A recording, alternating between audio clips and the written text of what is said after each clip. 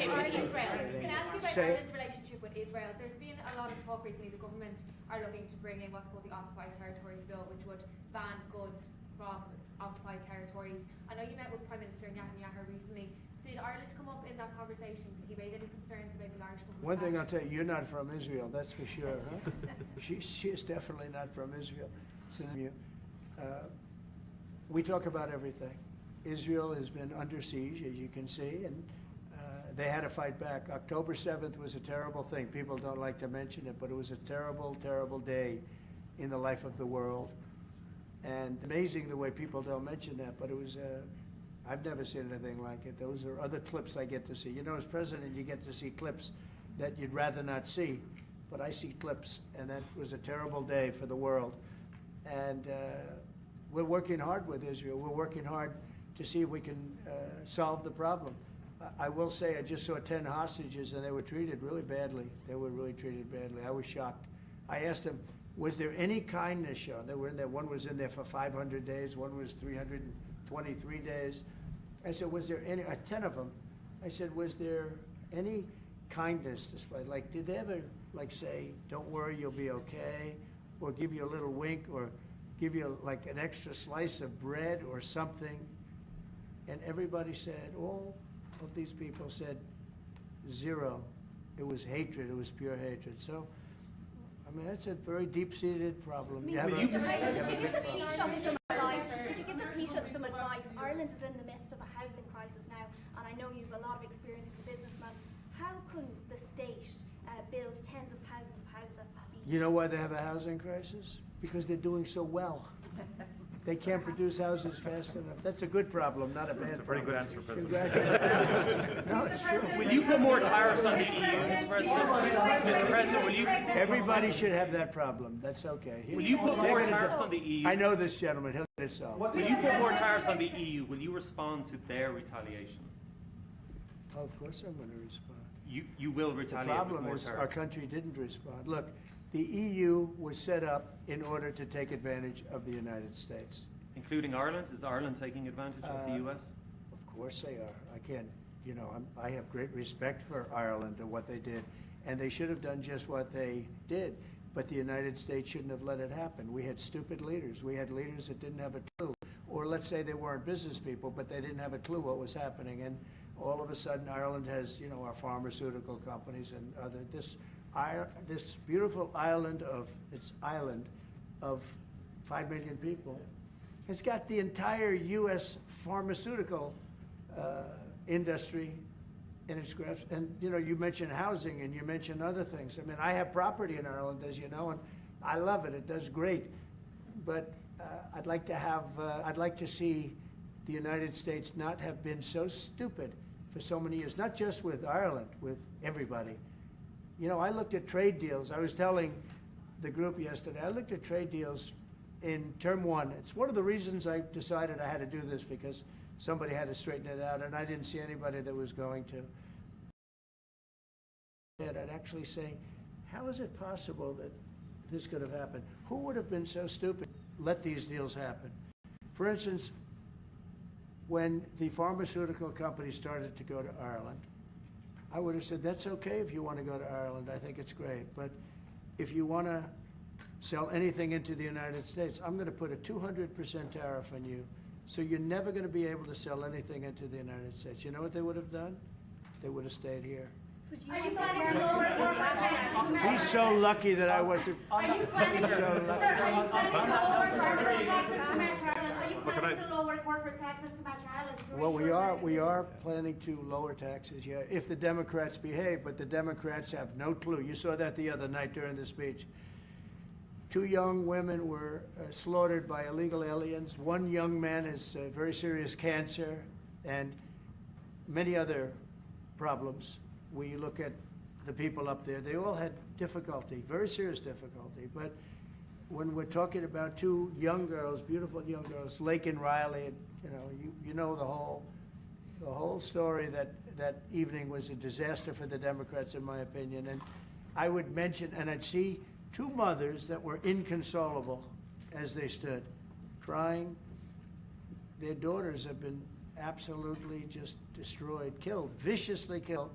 And the young man who loves the police departments, he had cancer and has cancer, very bad cancer. There wasn't from people sitting there, Democrats, there wasn't a hand clap. Nobody stood. They were just stone-faced. These people are sick. There's something wrong with them. There was no standing for anybody. The only thing they liked is when they heard about the death taking place with Ukraine. They were happy about that. They were happy about that. Pocahontas was very happy. She's the one that was slapped. That's why I looked at her. I said, oh, it's Pocahontas. They don't know what's happening in the real world. The Democrats have to get their act together. And if they don't vote, then what you're going to do is you're going to have taxes that are going to go through the roof. You're going to have a very bad time. You're going to have some very bad things happen. And people are going to blame the Democrats. And Schumer is a Palestinian as far as I'm concerned. You know, he's become a Palestinian. He used to be Jewish. He's not Jewish anymore. He's a Palestinian. Okay. There's been a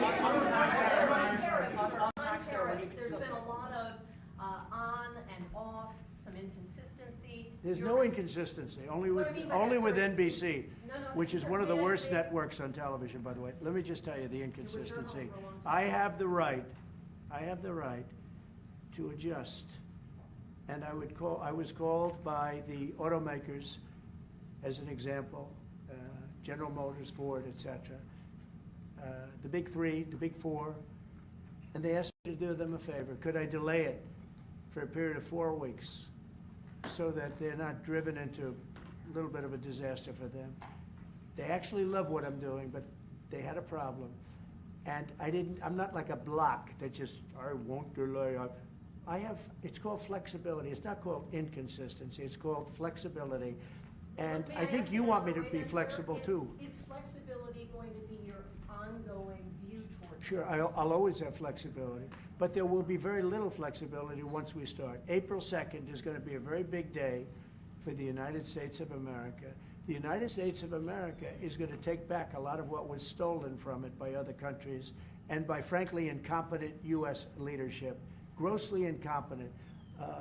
I gave you an example of Ireland. I would have never let that happen. Impossible for that to have happened. But we're going to take back our wealth, and we're going to take back a lot of the companies that left are coming back. If you haven't read, we have the biggest computer chip company ever, has virtually all of the market. I didn't call them, they called me. And they called for two reasons. Number one, we had a great election of somebody that they want running the country. And we won in a big mandate. We won every swing state. We won by millions of votes.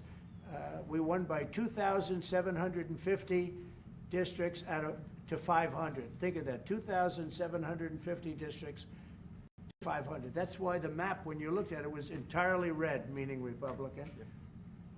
Not meaning communist. Meaning so anyway, look, this country needed somebody to defend it. It's this big, beautiful place that was being ripped off by illegal immigrants coming in from prisons, coming in from mental institutions, gang members, gang leaders, drug dealers, pouring into our country with the open borders. I am so angry at the last 4 years at what they've done to our country, what they've done to this country between inflation, but maybe the most that bothers me is that they would allow millions of people to come into our country that are stone cold murderers, killers, drug dealers, the worst gang members, the worst people allowed into our country, and we're now getting them out. We're going to get them out. We're getting them out. I want to thank Tom Homan, by the way. He's doing a great job. And I want to thank Kristi Noem, who's doing a fantastic job.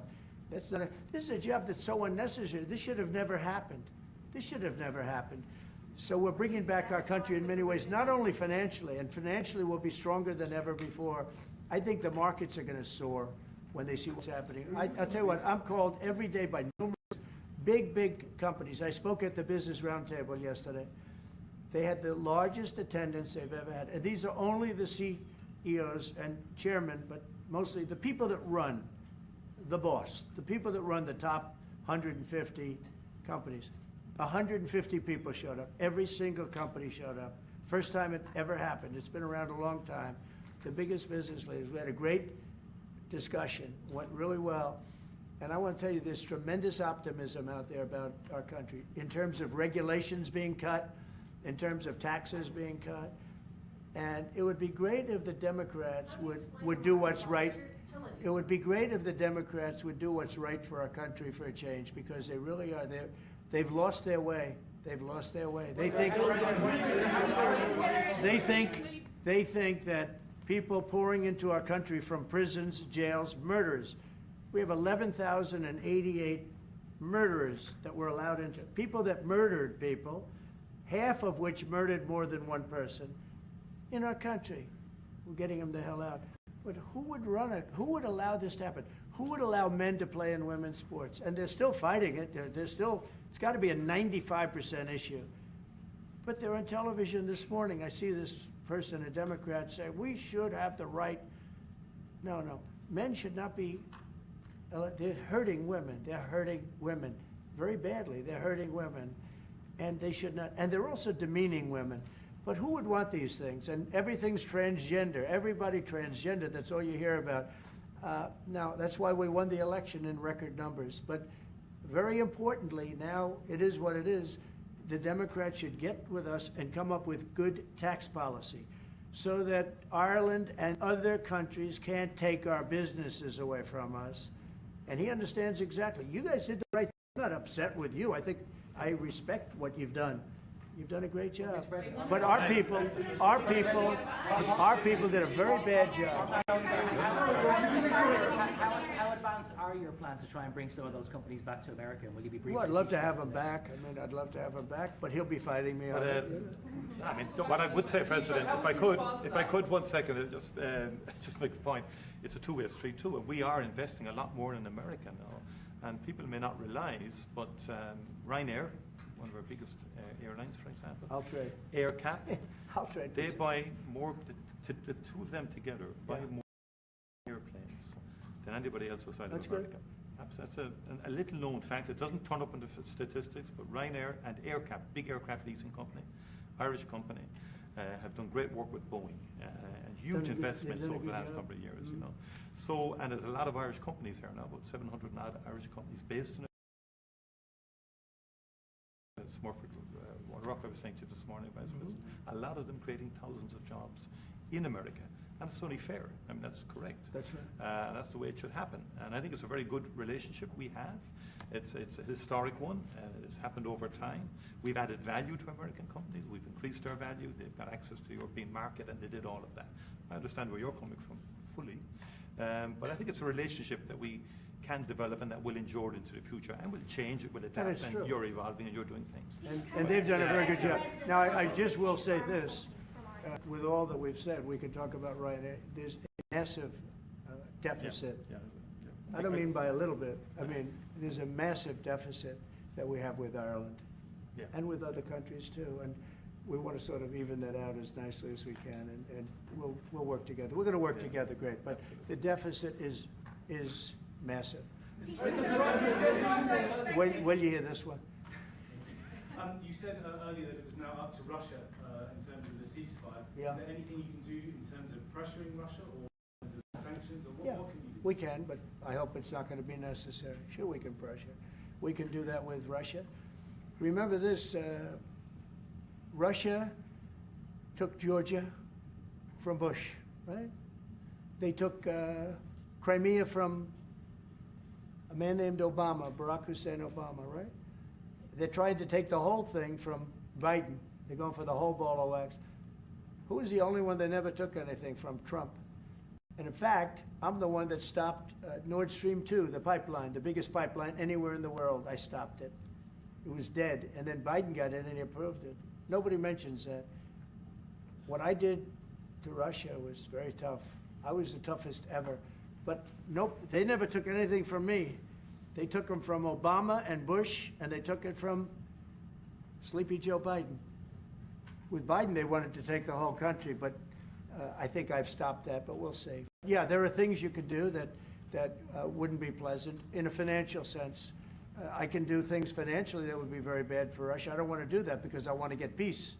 I want to see peace, and we'll see. But in a financial sense, Yeah, we could do things very bad for Russia. It would be devastating for Russia, but I don't want to do that because I want to see peace. And we're getting close to maybe getting something done. We've got Ukraine done, and as you know, I've always said that Ukraine might have been the more difficult party. You were here a week ago when some interesting things happened. I had somebody that didn't seem to want peace. Now he's agreed to peace. So we'll see what happens. Brian? Brian? Yes, thanks. Thank you. First, we'll congratulate you on your lower inflation rates. Thank you. Gas prices going down, airline prices going down. This is for the Irish gentleman here, if I can see him real quickly. Welcome, United States. You look great. Thank you. Nice suit. Now you feel good. He knows. What's coming next? Ran on MAGA, Sorry? Make America Great Again. If you could run on MEGA, Make Ireland Great Again, what would your #1 issue be for people in Ireland right now to make your country stronger? And I've got a 2-part question to that as well. Yeah. The #1 issue in Ireland is housing, to be honest, and I think it was correctly pointed out. We've got to build more houses. We've got to build them faster to give the young people of Ireland an opportunity to afford to buy a house or to afford to rent a house. We have a lot of other good things happening. That's my #1 priority. Wonderful. Are you trying to and my ensure, second Mr. part President? question to this, Ireland is known for very happy, fun-loving people, great attitude, many in this room right now that I've met. Why in the world would you let Rosie O'Donnell move to Ireland? I think she's going to lower your happiness level. It's true. Thank you. I like that question. Mr. Do you know you have President, Rosie O'Donnell? Do you know who she is? Do you know who she is? Yeah. I'm joking. You're better off Fully your not. joke. You're better off not knowing. Prime Minister, are you expecting to inform the President your views on Gaza, considering that you have diametrically opposed positions on the state of Palestine? Your country is one of 3 in Europe that recognizes the state of Palestine. Are you expecting to discuss this with the President? Are you expecting to inform him? I don't have to inform the President. He's very well clued into the whole situation. We shared the President's, again, unrelenting focus on peace. And he's envoying the President himself, as soon as he came into office, went to get a ceasefire. We've been calling for a ceasefire for a long time. We want to consolidate the peace. That is our fundamental aim. We want the hostages out. I've been saying it from day one. It's a horrific thing to do to take someone as a hostage. And I went to Kibbutz Be'eri after October the 7th in solidarity with Israel, and that gets forgotten. And I went a week or 2 afterwards. I saw the kibbutz. It was a shocking thing to see, even though it was a week or 2 after the horror. It was a village. You could see life going on prior to the attack. It was something that will not leave me. And I've been interested in the Middle East for a long, long time. It's complex, and it's all of that. But we do desperately need the hostages out, all of them. It's far too long. Let me finish, please. And then we need a ceasefire. We need to consolidate that. We need a surge of humanitarian aid into Gaza. Because again, there's too many children and too many people starving and so on. Just too many. And it's that humanitarian impulse is what motivates the Irish in respect of its views. And I've always been of the view, it's been our view that a 2-state solution would be ideal. It's become much more challenging and difficult as time has moved on. But that has always been our position. But it's genuinely to have people, because we've gone through this. We discussed this a bit prior to you coming in. We've been through some of this. People hating each other, terrible acts of violence carried out on each other. We came through it. It's our earnest hope that Arab and Jewish people can live side by side. And I've met with people, parents of children who were killed on both sides, called Parent Circle in Israel, and they work to try and bring people together. It's difficult work. What about the President's plans to expel Palestinians out of Gaza? Are you discussing that with him and giving him your... Nobody's expelling any Palestinians. I don't know. Who are you with? I'm with Voice of America, sir. Oh, no wonder. Okay, Voice of Taoiseach, how he feels about the President just saying that he would like to take back U.S. companies, pharma companies based in Ireland. Well, I think the pharmaceutical companies in Ireland are doing very well, as the President has outlined. Again, I think it's about that two-way partnership. I understand fully where the President is coming from. I think there's actually room. Now, we can discuss all this. I think there's room for those companies to grow in America, and many of them, by the way, have already announced fairly significant manufacturing investments now. It's true, just recently. like people like Eli Lilly, for example, who have been a long-standing presence in Ireland since the 1970s. I spoke to the CEO recently. He's great. Great guy. And he's announced, I think, about a $50 billion investment in America. New plans. But there's big investment, they've had big investment in Ireland. Ireland has served them well too, The workforce is very strong. It's an educated workforce. They delivered well. During COVID-19, a number of CEOs said to me, a lot of the plants in Ireland were the only plants that never closed for a single day during COVID. Not a single day. Productivity is good and so on like that. But look, there'll be swings around. Mr. President, thank you so much. You spoke to Vladimir Putin for quite a while on the Yes. road. So I want to know your assessment. When you take this deal to him now, how do you assess the chances of Putin? I have no assessment, and I don't go by chances. I think it makes sense for Russia. A lot of downside for Russia too. And we have a very complex situation solved on one side, pretty much solved. We've also discussed land and other things, go with it. We're not just doing it and saying ceasefire. We don't know what's happening. We know the areas of land we're talking about, whether it's pulled back or not pulled back. We've discussed a lot of the details of what has to go because we don't want to be wasting time. We don't want to be wasting time while people are dying. I mean, as we're sitting here, you probably had 2 people die on that very open field. It's dead flat. It's great farmland, and it's dead flat. There's no protection. The only thing that stops a bullet is a human body.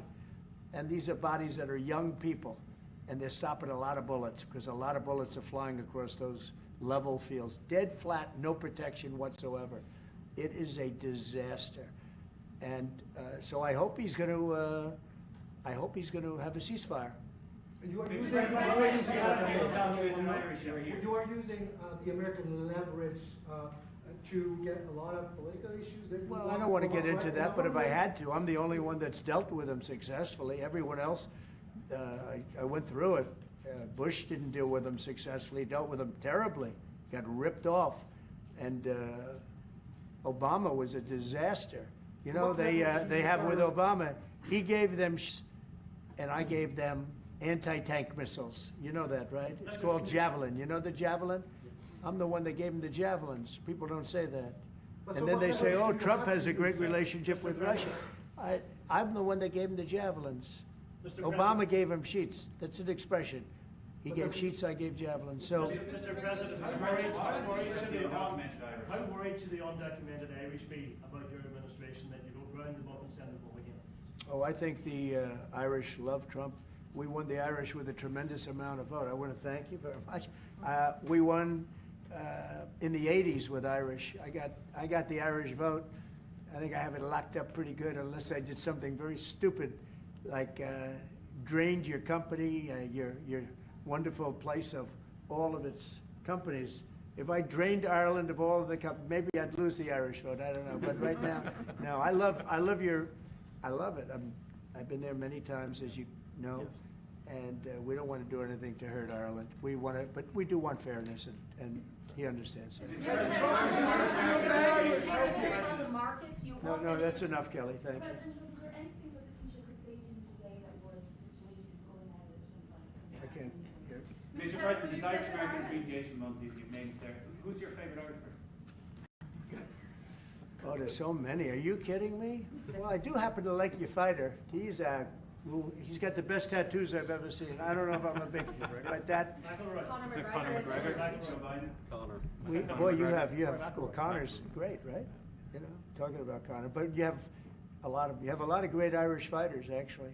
Great fighters. I don't know what that is, but Ireland's always had a lot of good fighters. You know why? Because they're tough people.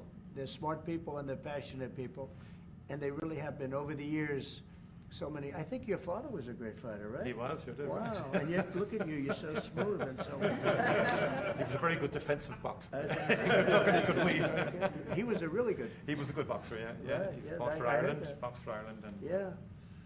That means you genetically, I'm not going to mess around. Do you follow any Irish golfers? Okay, let's a couple of more from somebody that didn't ask a question. Yeah, please go ahead. Mr. President, should Apple go back to the U.S. from Ireland? Who? Apple? Oh, Apple's been treated very badly. Look, Apple had tremendously bad luck. I thought they had a very good lawsuit, but they lost We fought with them. $16 billion. $16 billion, and they're after a lot of our American companies. See, that's what's unfair. It's a European Union. I'm not blaming you. I'm blaming the European Union. The European Union's gone after our companies, and Apple's a great company, and they have to give $17 billion on a lawsuit that I didn't think was a good lawsuit. No, that's not good. No, the European, we have a problem with the European Union. They don't take our farm products. They don't take our cars. We take millions of cars, BMWs and Mercedes-Benz and Volkswagens and everything. We take millions of cars. I said to Angela Merkel at the time, I said, Angela, how many Chevrolets do we have in the middle of Munich? Why, none. I said, you're right, we have none. That's the way it is, we have none. No, I'm not happy with the European Union, I want to tell you. And, Will you put tariffs and on we're going to cars? win that. We're going to win that financial battle. It's a Tariffs financial on battle. European cars, Mr. President? Tariffs on European cars, is that something you're going to consider? Oh, absolutely, I will do that. Mr. President, Think of it, they have millions of cars coming in, millions and millions of cars. One of probably the largest. Japan's very big too, but and they don't accept our cars. We make great cars. They don't have our cars, but we have their cars. They don't have our farm products. We have the greatest farmers in the world. They don't accept our farm products, and we accept theirs. So, you know, things are going to change unless they do what they have to do, and they know what they have to do. This is not going to be a tough battle. In my opinion, not going to be tough. Just like when Ontario charged us, everybody said, oh, they just charged. I said, this will be won in 1 hour. And they announced what we were going to do, and they withdrew their little threat. And what they don't say in Canada is that 270%, have you ever heard that? We have tariffs on dairy products from Canada of 270%, going up to 400%. You never hear that. Canada's absolutely one of the worst. And we, when I say worst in terms of charging tariffs. Their dairy products, they charge our farmers 240, 250, 270, and 400%, okay? Think of that for dairy product. And we charge them like peanuts. You know why? Because we've been improperly run for so many years. I had that all settled in my first term. But then, of course, Biden, you know, he let everything go to hell. What we did is we took from China hundreds of billions of dollars, and I have great respect for President Xi. But he understood that. He understood it was a one-way street, and you can't have a one-way street. Okay. One more question. Can you say which countries you might target in your next travel ban?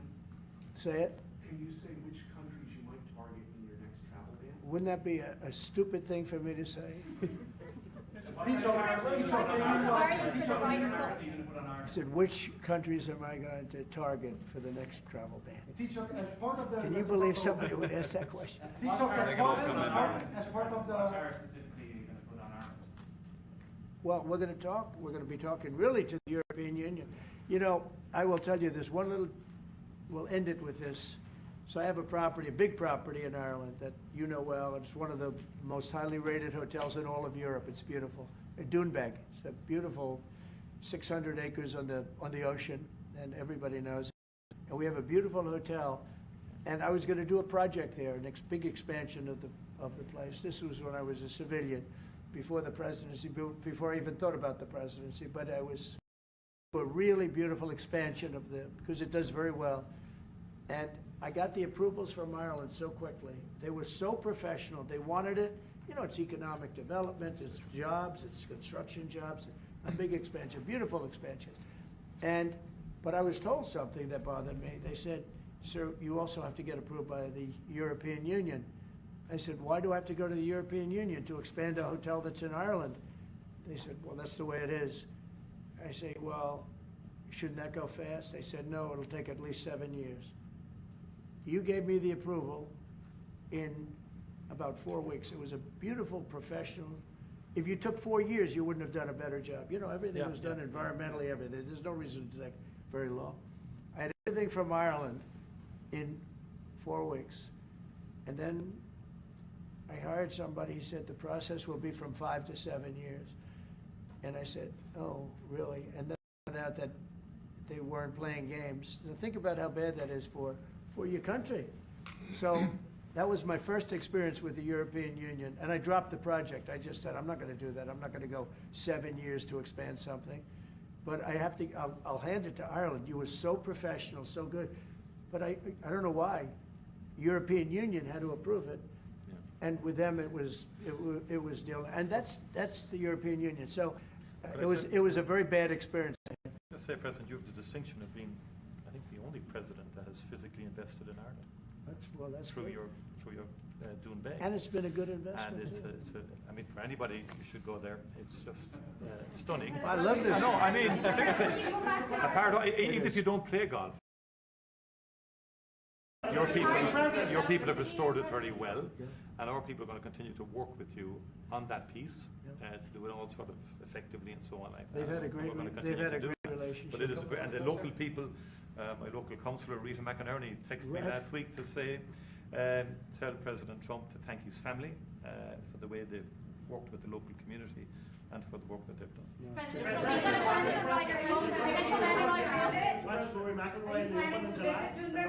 I love Rory. I think Rory's great. He's a great golfer. He just won 2 weeks ago. He's a great guy. I played golf with him 3 weeks ago, and he's really.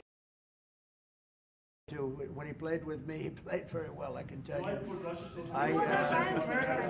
No, Rory certainly is one of the favorites. He's always going to be one of them. He's a very talented guy. He's a very good person, too. Are you planning to visit Dubai, Mr. President? I will. I'll get there sometime. I hope soon. In fact, if we meet, we'll meet at Doonbeck. Okay, I would love it. But I hope to be able to get there. Mr. President, does America have a future in NATO? What's it? Does America have a future in NATO? NATO has to treat us fairly. If they pay their bills and if they do what they're supposed to do. When I first got involved with NATO, as you know, they were paying their bills. There were 28 countries, and most of them weren't paying. And I got them to pay. And they paid billions and billions of dollars. I made a certain statement that I'm not going to be involved with NATO unless you're going to pay your bills.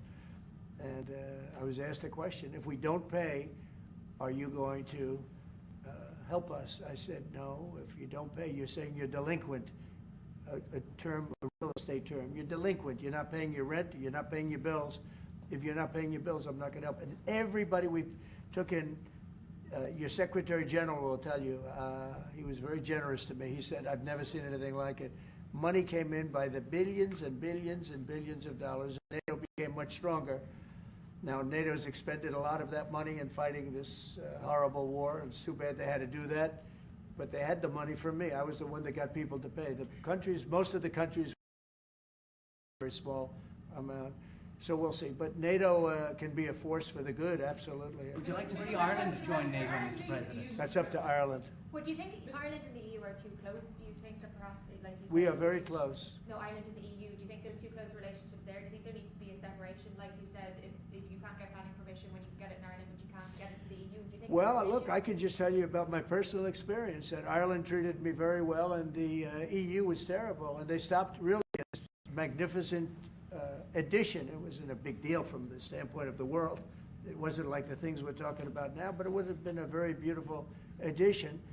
And they stopped it, which is bad for Ireland. And I don't know why. I don't know why it would take 5 to 7 years to get something. That's what it was. Thank you all very much. Thank you. Thank you. We're headed out. Thank you. All right, headed out right behind you, right behind you. Right through this door. Thanks, guys. Thank you. I should have.